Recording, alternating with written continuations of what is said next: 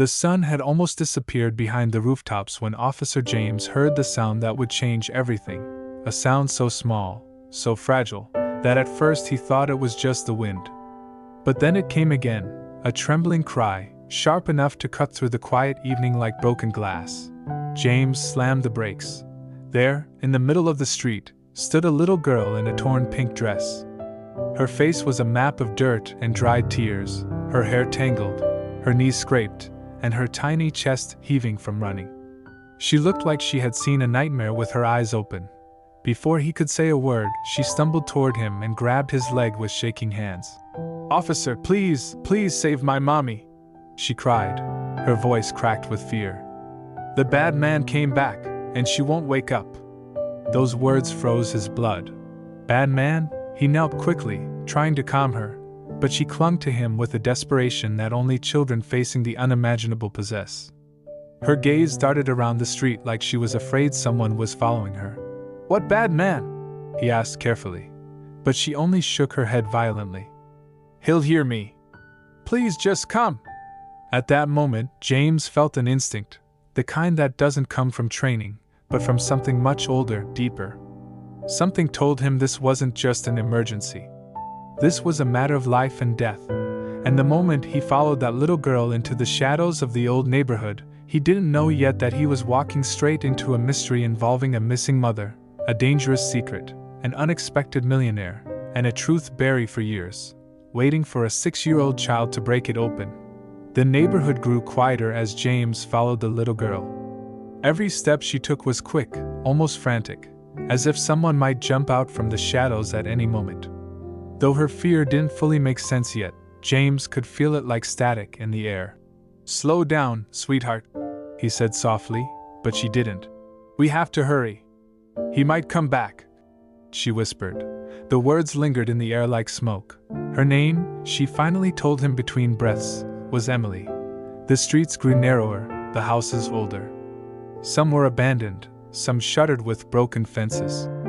This part of town had once been normal, maybe even nice, but now it looked like a place where hope had slowly packed up and left. Finally, she stopped in front of a small, rundown house. The yard was overgrown, the mailbox hanging crooked, and the front door slightly ajar, like someone had left in a hurry. Or worse, James gently pushed the door open. The smell of stale air hit him first. Then he noticed the mess: scattered bills, broken plates, an overturned chair. Something had happened here. Something violent. Emily tugged his sleeve and pointed toward the bedroom. James moved carefully, hand on his weapon, and then he saw her, a woman in her 20s, lying unconscious on the bed, her breathing shallow. A bruise on her arm. A broken lamp on the floor. "Mommy," Emily whimpered. James checked her pulse.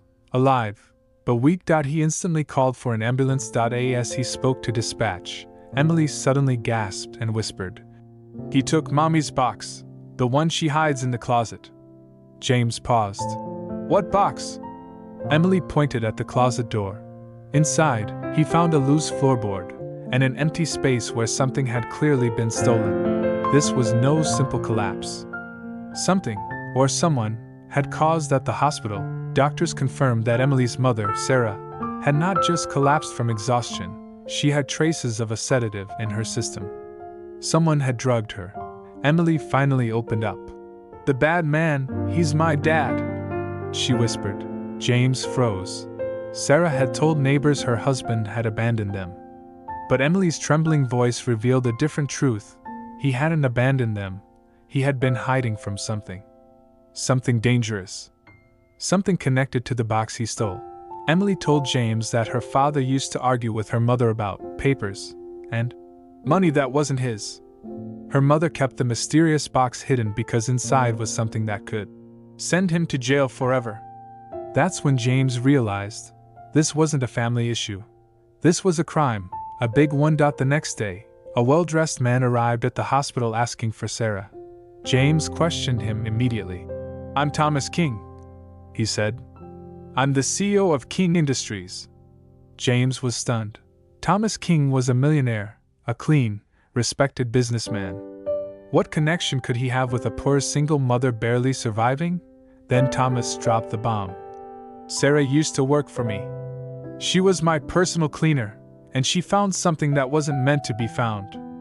He admitted that her ex-husband used to work security for him, but had been fired for stealing company information.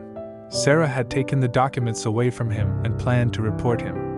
That's what was inside the missing box, the evidence. James now understood everything. Emily's father wasn't just abusive, he was dangerous, and he had returned for revenge. That night, while James took Emily home to get some clothes, he noticed something off. The front door that he had secured earlier was open again. Someone was inside. Emily froze. "He's back," she whispered. James immediately drew his gun. Footsteps echoed from the hallway. Then a voice, deep, angry, familiar. "You just couldn't. Leave it alone, could you, Emily?" The father stepped out of the shadows. Emily screamed and ran behind James. But before the man could even move, police backup, already nearby because James suspected he'd return, stormed in and took him down. Among his belongings, the missing box. Inside the recovered box were stolen financial documents, illegal transaction records, and a bank certificate worth $250,000 money that Sarah had inherited from her grandmother, but had hidden from her ex-husband out of fear he'd take it. Sarah never used it. She wanted Emily to grow up knowing the value of hard work. James handed the box back to her once she recovered. Tears filled her eyes. "You saved more than our lives," Sarah said. "You saved our future." And then something unexpected happened. Thomas King, the millionaire, offered Sarah a stable job at his company, with full benefits. Not because she was poor, but because she was brave. Emily hugged James tightly and whispered, "You're my hero." James smiled. Sometimes heroes wear uniforms, and sometimes heroes are 6 years old, running down a street with a heart full of courage.